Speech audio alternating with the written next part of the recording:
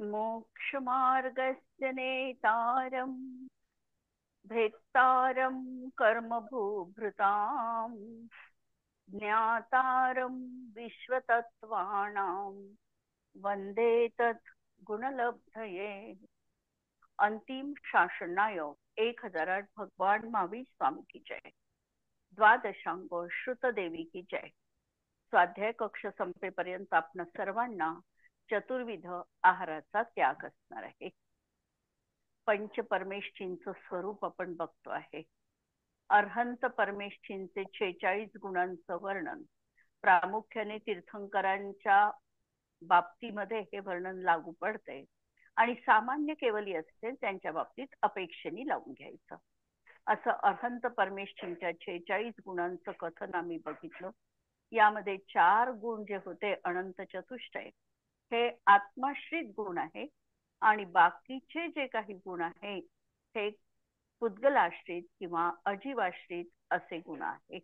पण तीर्थंकरांच्या बाबतीत हे निश्चितपणे तिथे असतातच असतात. त्यानंतर सिद्ध परमेष्ठींचं गुण बघितलं की लोकाच्या अग्रभागी जे सिद्ध परमेष्ठी स्थित आहे या सिद्धांचं स्वरूप कसं आहे, त्यांच्या जीवनात प्रतिजीवी अणुजीवी गुणांच्या कशा प्रकारच्या प्राप्ती त्यांना झालेल्या आहे या सगळ्यांचं वर्णन आपण बघितलं. त्यांची अवगाहना किती असते, त्यांची अवगाहना उत्कृष्ट अवगाहना ही 525 धनुष्य असते. सिद्धांची उत्कृष्ट अवगाहना ही 525 धनुष्य असते. आणि प्रश्न आहे की सिद्धांची जघन्य अवगाहना किती असते. उत्तर अपेक्षित आहे. सिद्ध परमेष्ठींची जघन्य अवगाहना किती असते.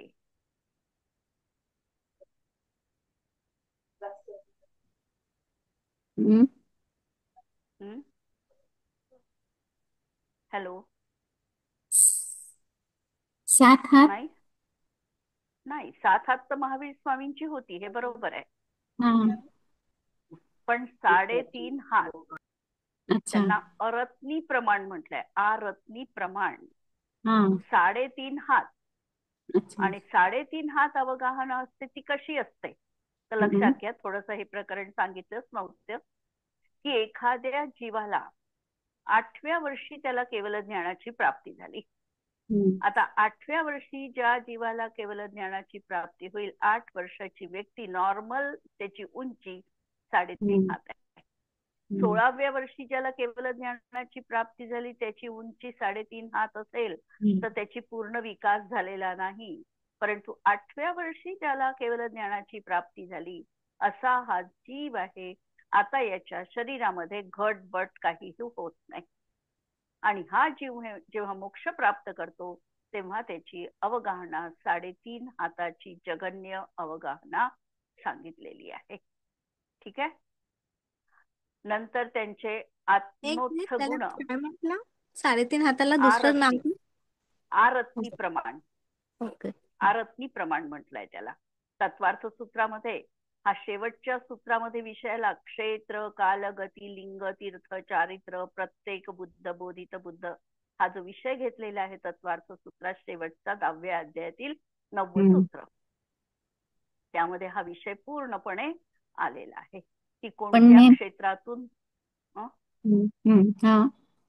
सांग ना, विचार, कोणत्या प्रश्न विचारून घे. क्षेत्रात नाही म्हणजे 3.5 हात म्हणजे किती इंच म्हणजे ते सांगायचं. म्हणजे ही कशी 500 धनुष झाली तर हातच सांगायचे का? 7 हाताच्याही कमी 3.5 हातच सांगायचे. नाही. कारण 3.5 हात. महावीर स्वामींची उंची 7 हात आहे. 7 हात. त्याच्या निम्मे. अच्छा. आणि त्यांचं सिद्ध परमेष्ठीमध्ये भेद नाही आहे कारण सगळे सिद्धांचे गुण समान आहे. तरीही तत्वार्थ सूत्रामध्ये भेद विवक्षेनी कथन करताना कथन केलंय क्षेत्र काल, कोणत्या क्षेत्रातून मोक्षाला गेले. किती क्षेत्र ओपन आहे सिद्ध परमेष्ठीसाठी, किती क्षेत्रातून त्यांना मोक्ष होऊ शकतो. प्रश्न यासाठी विचारते आहे मी की प्रश्न विचारला की मग उत्तर आमच्या पूर्ण क्लिअर येते. आणि जर समजा त्या ठिकाणी चुकीचं उत्तर सांगितलं तुम्ही तर आणखीनच ते लक्षात राहते.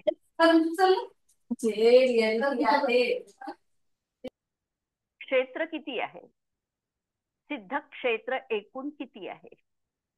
कुठून जीव सिद्ध परमेष्ठी बनू शकतात असे क्षेत्र किती सांगितलेले आहे?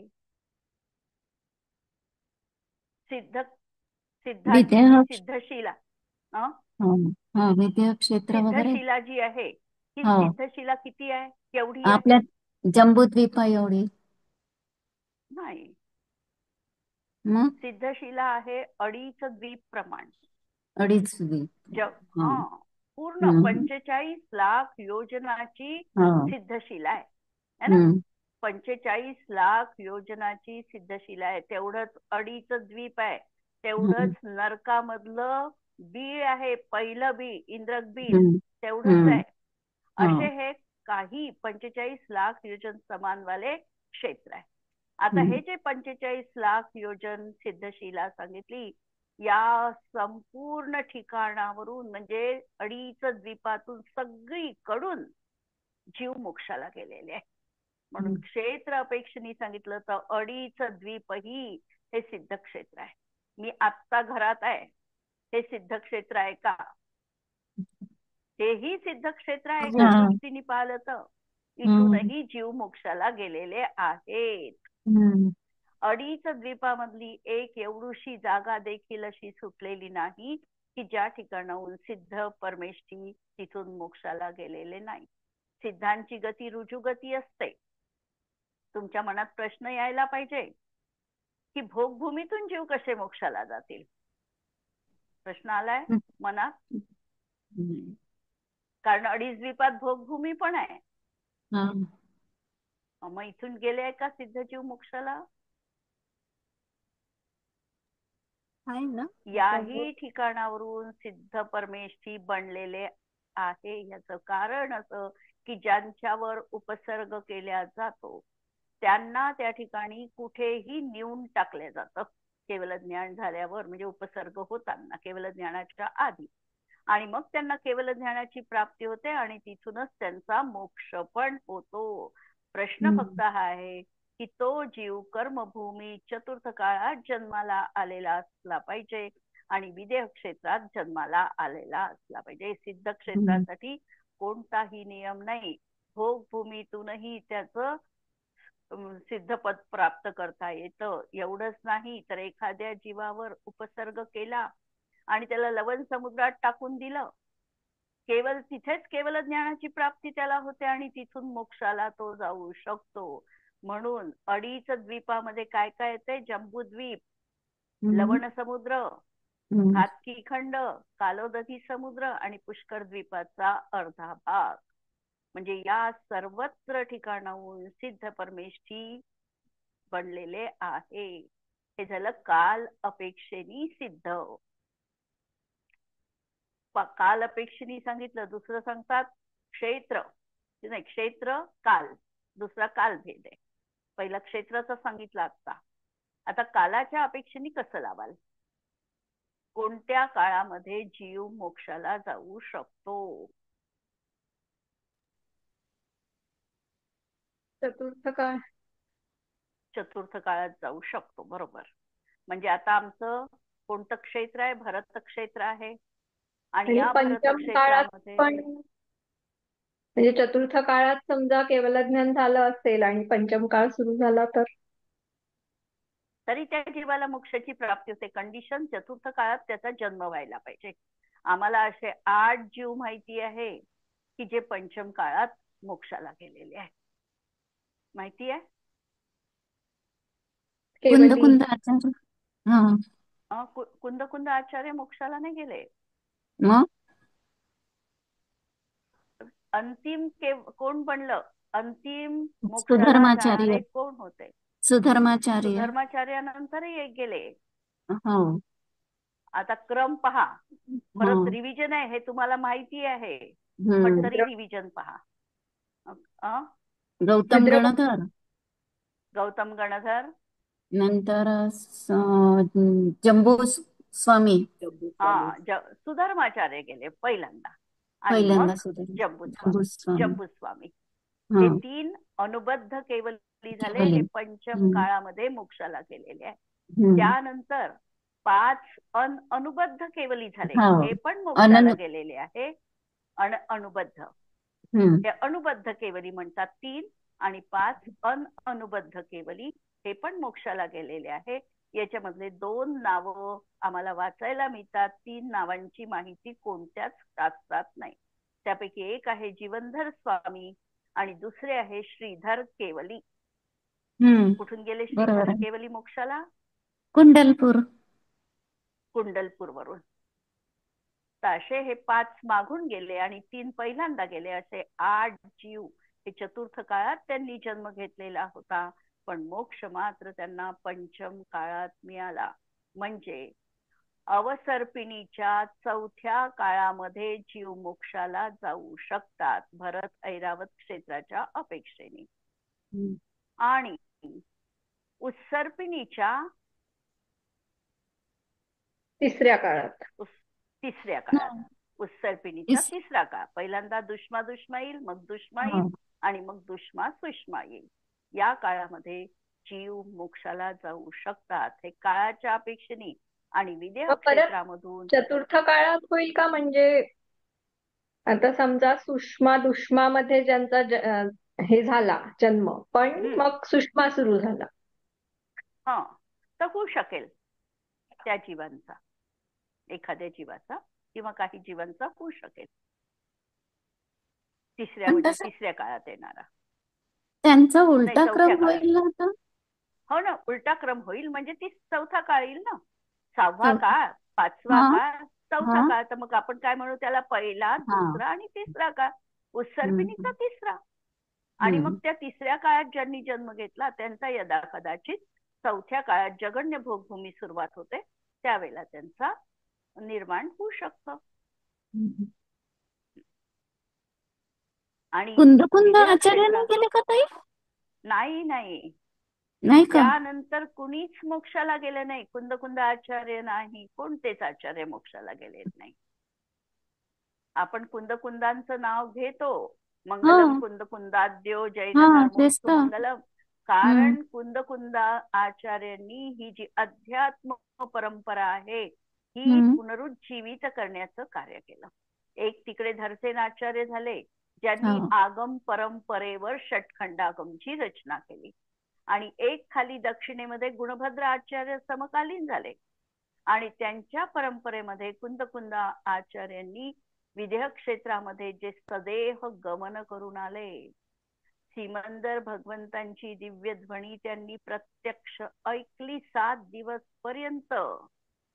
तिथून आल्यानंतर अध्यात्म प्रधान ग्रंथांची त्यांनी रचना केली. 84 पाहुड त्यांनी रचले, समय सारादी ग्रंथ त्यांनी रचले, आणि प्रत्यक्षामध्ये आमचा निज शुद्धात्मा कसा असतो त्याचं ज्ञान आम्हाला झालं, आणि म्हणून आम्ही कुंद भगवंतांना नमन करतो. साक्षात त्यांनी दिव्य ध्वनी ऐकली, पण ते मोक्षाला गेले नाही.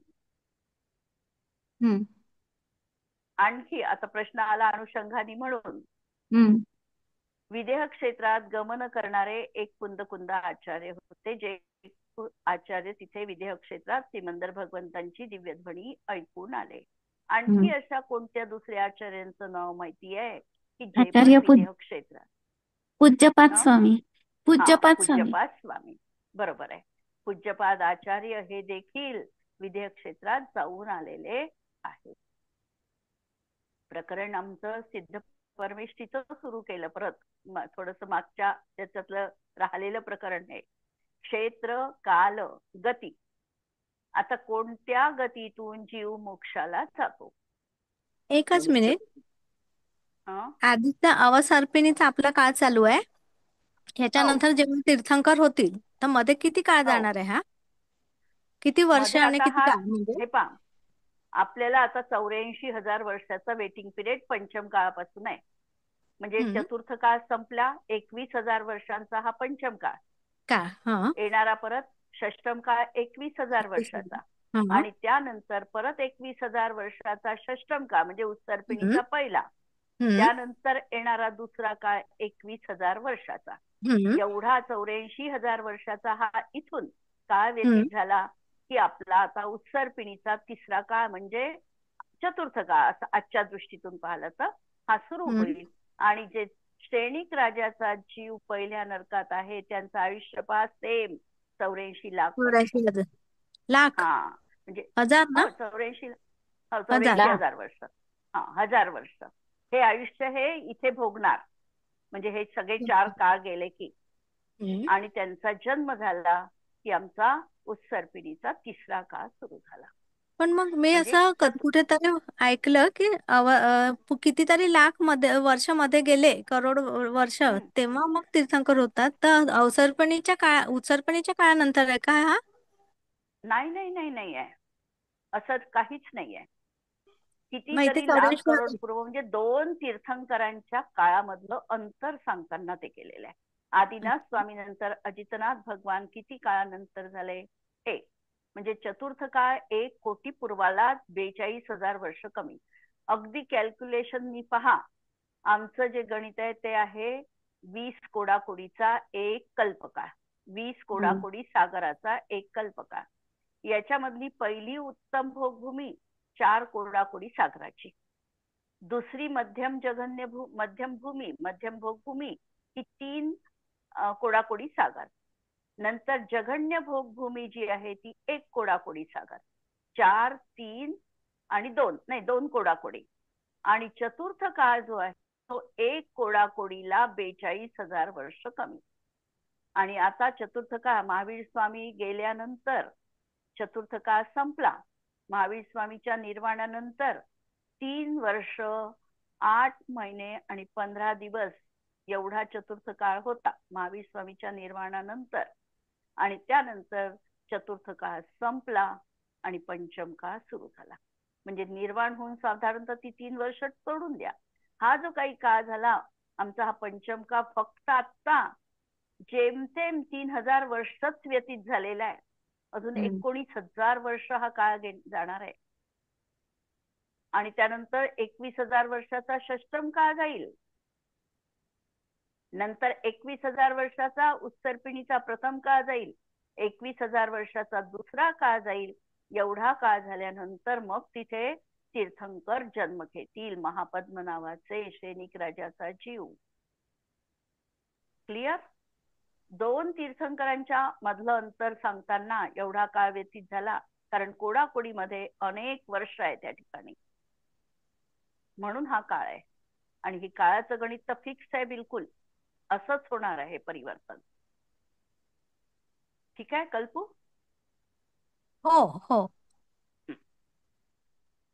म्हणजे चतुर्थ काळ पंचम आणि षष्टम मिळून 1 कोडाकोडी नाही, हे 6 काळ, बनतो. एकीकडले 6, उत्सर्पिणीचे 6 1 कोडाकोडी. नाही पण तू 1 कोडाकोडीला 10 42,000 कोडाकोडी, हे हा पहा, तर 10 मग कोडाकोडीचा 1 उत्सर्पिणी, 10 कोडाकोडीचा अवसर्पिणी. हो ना, तर मग 20 चतुर्थ कोडाकोडी सागर. पंचम आणि षष्टम मिळून 1 कोडाकोडी होईल. हो कारण हो हो बरोबर आहे. चतुर्थ पंचम आणि षष्टम मिळून 1 कोडाकोडी सागर, बरोबर. हा. म्हणजे 4, 3, 2 आणि मग हा 42,000 वर्ष कमी, म्हणजे 3 मिळून 1. हा बरोबर. आणि असा हा झाला अर्धा कल्पकाळ. आणि उत्सर्पिणीचा एक एवढा जोडला की पूर्ण मिळून 1 कल्पकाळ म्हणजे 20 कोडाकोडी सागर.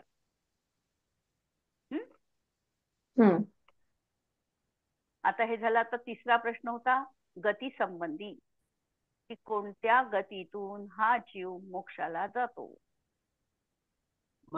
सामान्य कथनचं मनुष्य गतीतून हा जीव मोक्षाला जातो. कोणतीही गती खुली नाही मोक्षाला जाण्यासाठी, हे तर सगळ्यांनाच माहिती आहे. पण या ठिकाणी गती अपेक्षेने सिद्ध परमेष्ठी मध्ये विवक्षा लावत असताना आधीच्या भवाची विवक्षा लावायची.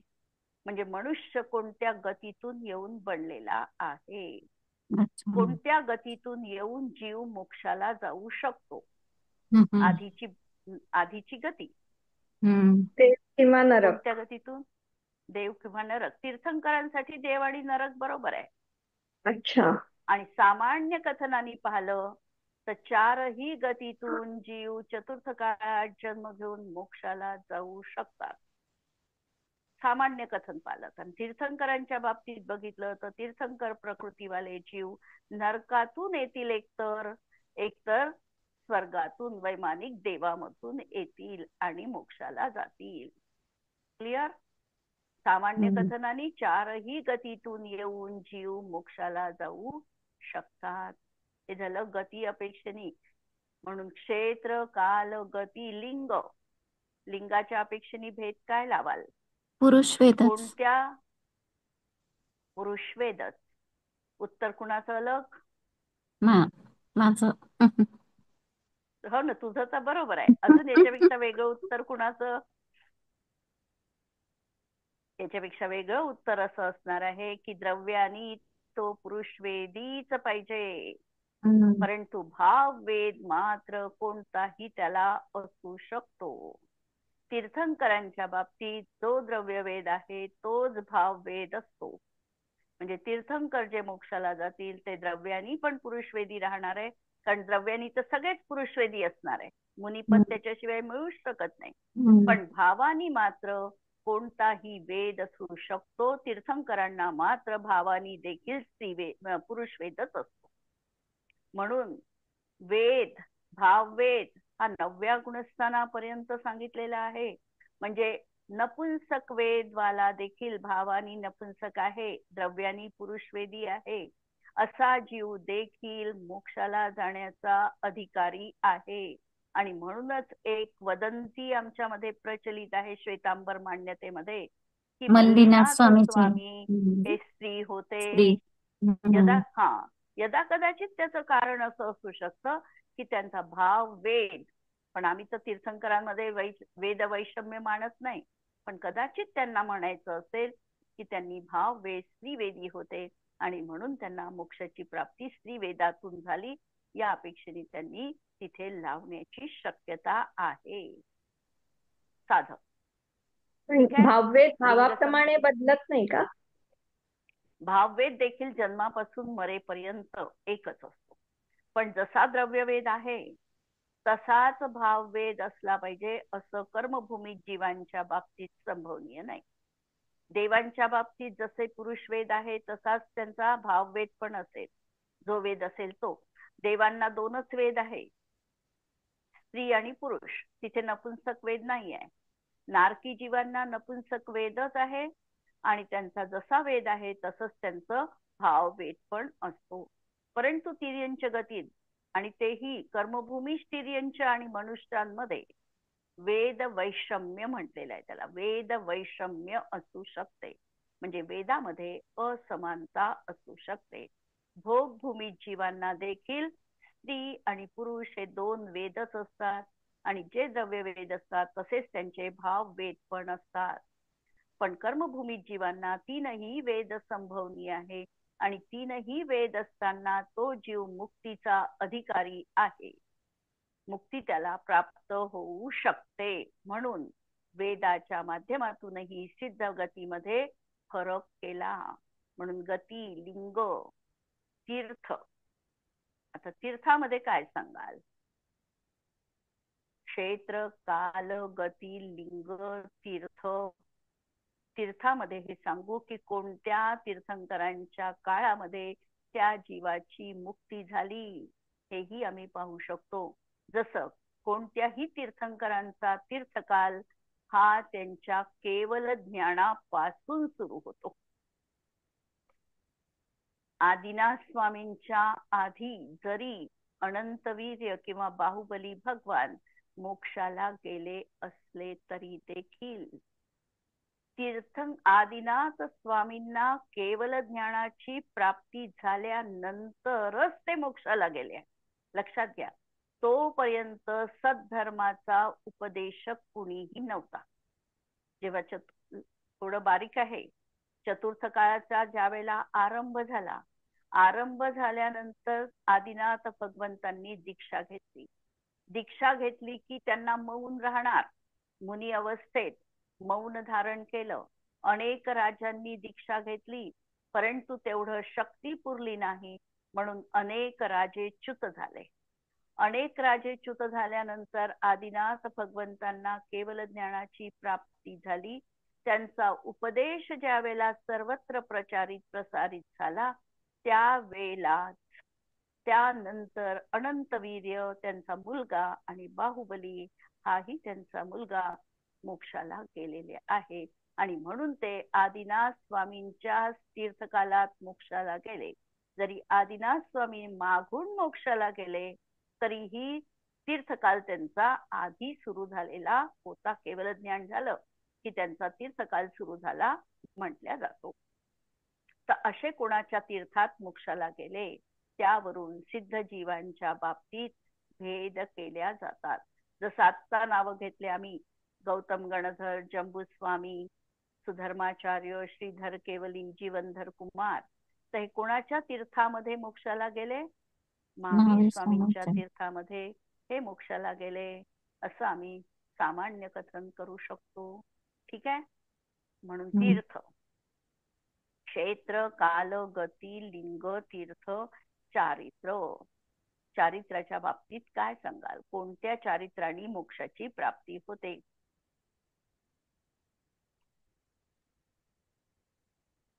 कल्पू, कोणत्या चारित्राने मोक्षाची प्राप्ती होते?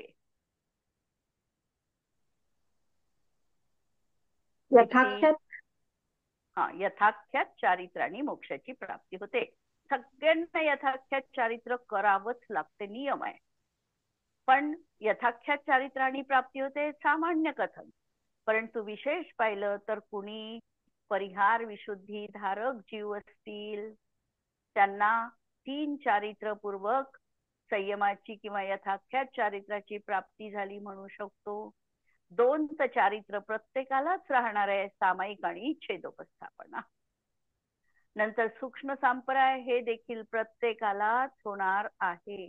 तो उपशम श्रेणी चढणारा असेल तरीही होणार आहे, किंवा क्षपक श्रेणी आरोहण करणार तरीही असणार आहे. म्हणून चारित्राणी किती प्राप्ती झाली तर कुणाला 2 चारित्राणी प्राप्ती झाली, कुणाला 3 चारित्राणी प्राप्ती झाली, असं आम्ही कथन करू शकतो. परिहार विशुद्धी ऍड केलं तर यथाख्यात चारित्र सगळ्यांनाच होणार आहे आणि सूक्ष्म संप्रदाय पण सगळ्याच जीवांना असणार आहे.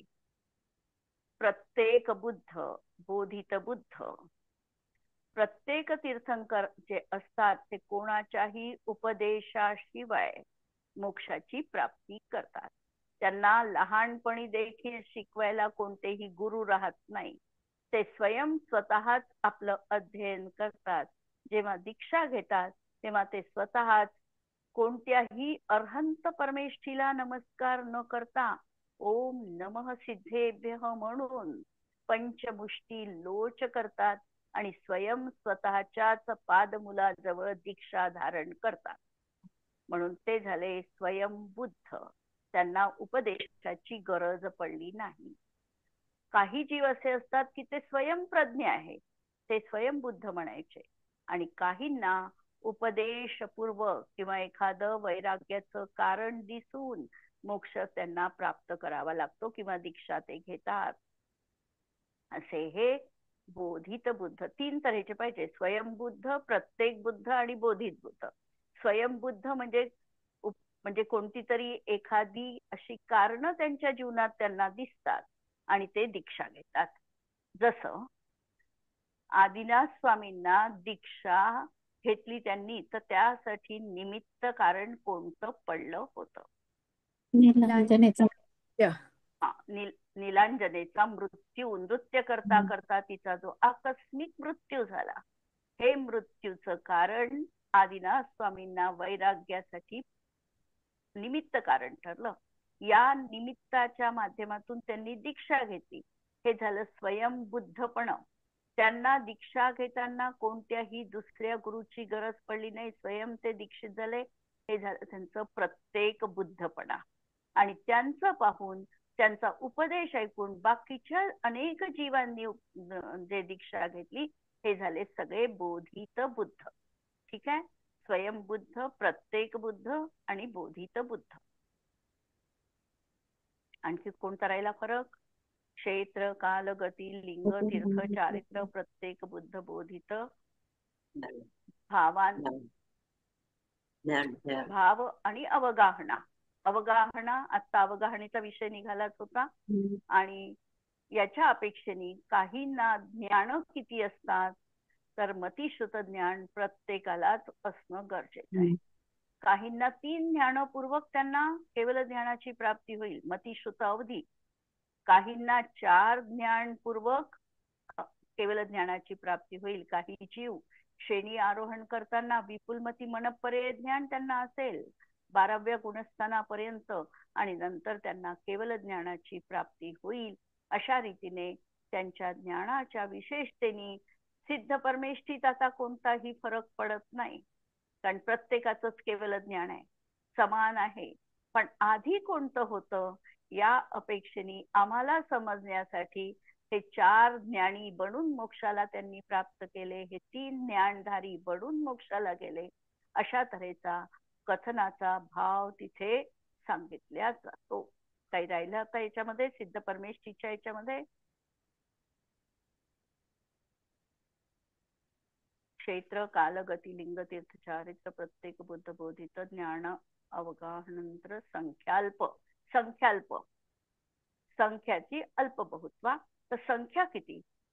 तर कमीत कमी एका समयामध्ये किती जीव मोक्षाला जाऊ शकतात? कमीत कमी एकही जाणार नाही, 0 जाईल काही समयात. आणि जास्तीत जास्त एका समयात किती जीव मोक्षाला जाऊ शकतात? 108 जीव जाऊ शकतात. आणि 6 महिने 8 समयात इतके जीव नियमाने मोक्षाला जातातच जातात. तेही 608 जीव मोक्षाला जातातच जातात. तितकेच जीव निगोज राशीतून बाहेर पडतात, तितकेच जीव मोक्षाला देखील जातात. तर अशा तऱ्हेने सिद्ध परमेष्ठींच्या बाबतीत आम्ही जास्त डिटेल मध्ये वर्णन आम्ही बघितलं. पण आम्हाला काय करायचंय? आम्हाला चिंतनाची दिशा करायची आहे निर्धारित. त्यासाठी आम्हाला सिद्ध परमेष्ठीचं ध्यान आमच्या सहस्रार चक्रावर 8 गुणयुक्त असं लाल वर्णामध्ये करायचं असणार आहे. ओम नमः सिद्धेभ्यः किंवा कोणतंही म्हणा, ओम नमो सिद्धाणम, ओम नमो सिद्धाणम असं पण आम्ही म्हणू शकतो. आणि असं म्हणणं जास्त आमचं संयुक्तिक यासाठी आहे की आम्ही त्या ठिकाणी लक्ष एकाग्र करू शकतो. नमो ओरियंताणम, नमो सिद्धाणम असं म्हणताना आमचं चित्त त्या केंद्रावरून विचलित लवकर होतं. पण नमो सिद्धाणम, नमो सिद्धाणम, नमो सिद्धाणम असंच आम्ही 108 वेळा जर म्हटलं, प्रत्येकच पद, नमो ओरियंताणमही 108 वेळा, मग नमो सिद्धाणम 108 वेळा, तर आमचं मन जास्त स्थिर होऊ शकतं. आम्ही रंग ध्यान करू शकतो, आम्ही चक्र ध्यान त्या ठिकाणी करू शकतो, आणि गुणांचं चिंतनही आम्ही करू शकतो. यावर कुणाला काही प्रश्न असेल तर विचारू शकता.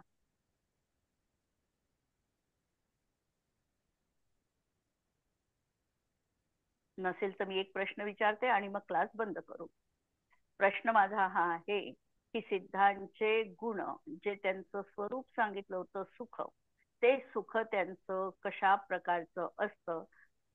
6 विशेषतांनी, अ पासून सुरू होणाऱ्या विशेषतांनी त्यांची सुखाची कल्पना मी स्पष्ट केली होती. हे सुख कशा प्रकारचं आहे?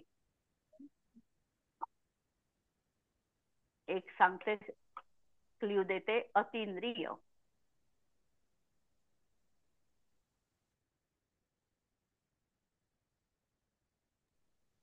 नाही, अतिंद्रिय, अनुपम, अव्याबाद, अनंत, अतिशय आणि आत्मज. 6 वैशिष्ट्य सांगितले अ पासून सुरू होणारे. आणि हे लक्षात ठेवायचं सिद्ध परमेष्ठीचं ध्यान करताना की त्यांचं सुख जे आहे ते अतिंद्रिय सुख आहे, अनुपम आहे, त्याच्या सुखाची कुणाचीही तुलना होऊ शकत नाही, अव्याबाद आहे, अनंत आहे, अतिशय युक्त आहे आणि आत्मज आत्म्यापासून उत्पन्न झालेलं आहे. ठीक आहे. प्रकरण घ्यायचं होतं मला आज अवमोदर्याचं, आचार्य परमेष्ठीचं. पुढच्या क्लासला आपण ते प्रकरण बघू. स्तुती म्हणू. जिनवाणी के ज्ञान ते सुझे लोकालोक, सो जिनवाणी मस्तक नमो सदा देत हो. नमो अरिहंताणम नमो सिद्धाणम नमो आयर्याणम नमो वज्रायाणम नमो लोये सवसाहूनम. सर्वांना जय जिनेंद्र.